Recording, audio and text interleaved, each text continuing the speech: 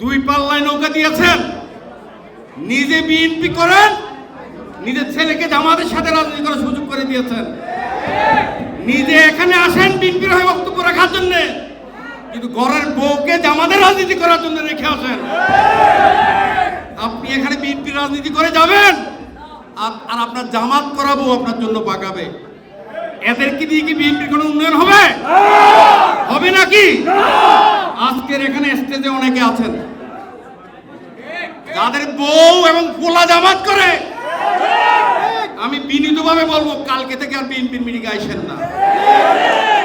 জামাতের মাধ্যমে চট্টগ্রামের উন্নতি হবে না। বাংলার প্রধানমন্ত্রী 20 কোটি মানুষের নয়নের মনে দেশনায়ক তারেক রহমানের নেতৃত্বে চট্টগ্রামের উন্নয়ন হবে।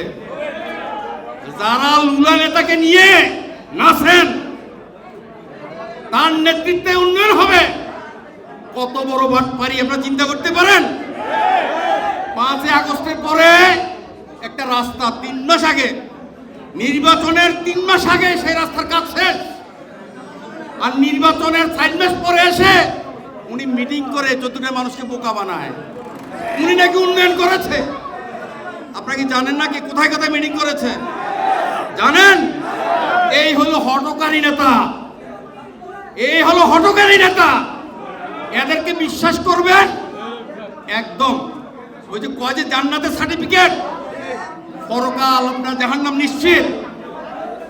আপনারা দেখেছেন, বিভিন্ন বক্তব্যে শুনেছেন, 30 লক্ষ মা বোনের ইজ্জতের বিনিময় এই স্বাধীনতা। সেই মা বোনদেরকে নিয়ে কিভাবে খেলছেন দেখছেন? আমরা বক্তব্যে বলতাম এদের কাছে এই মা বোনেরা সেফ না।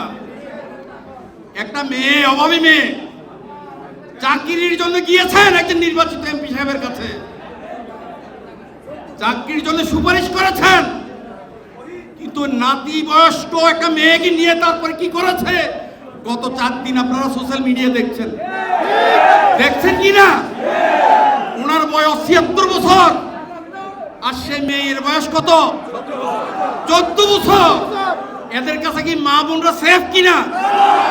এই দেশের 51% মা বোন যদি সেফ না হয়, কিসের উন্নয়ন? কার উন্নয়নের আশা করেন? কার উন্নয়নের আশা করেন?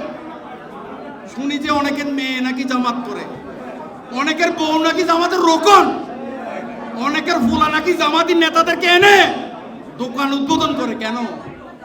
বিএনপির কি নেতার অভাব আছে? সুতরাং চাঁদাবাজদের হাত থেকে চট্টগ্রামকে মুক্ত করতে হবে। এরা উন্নয়ন করবেন, এরা চাঁদাবাজি করছে। চট্টগ্রামের এই যে বিশাল বর্ডার, কার নেতৃত্বে চাঁদাবাজি হচ্ছে বলেন? কার নেতৃত্বে? কে টাকা নিচ্ছে বলেন? শব্দ করে বলেন। জামাত তো। সাহেবের কথা বলেন না কেন?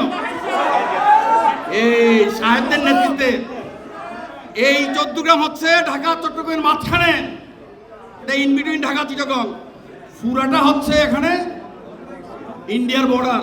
আর যেহেতু অনেকগুলো হোটেল আছে, রেস্টুরেন্ট আছে, এটাকে ট্রানজিট বানিয়েছে।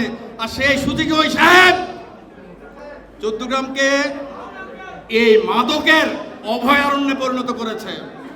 সুতরাং সবাইকে সাবধান হতে হবে আগামী প্রজন্মের জন্য, আপনার ছেলে মেয়ের জন্য। আজকে এই নেত্রীকে এখানে পাঠিয়েছেন আপনাদের উন্নয়নের জন্য। কার উন্নয়নের জন্য? আপনি কি দেখেছেন এখানে বসে উনি বসে থাকতে একটার পর একটা আপনাদের উন্নয়নের ডিউ সাইন করছেন? দেখছেন এখানে উনি কি করছেন বসে?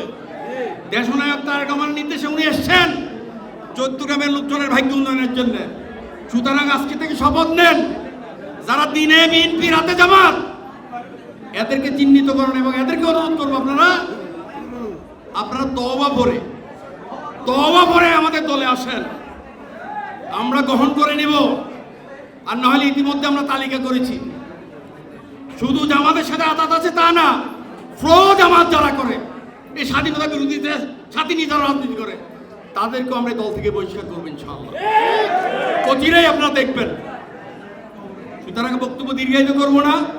আবারও অনুরোধ করবো মা বোনদের জন্য যারা পানি এবং নাস্তা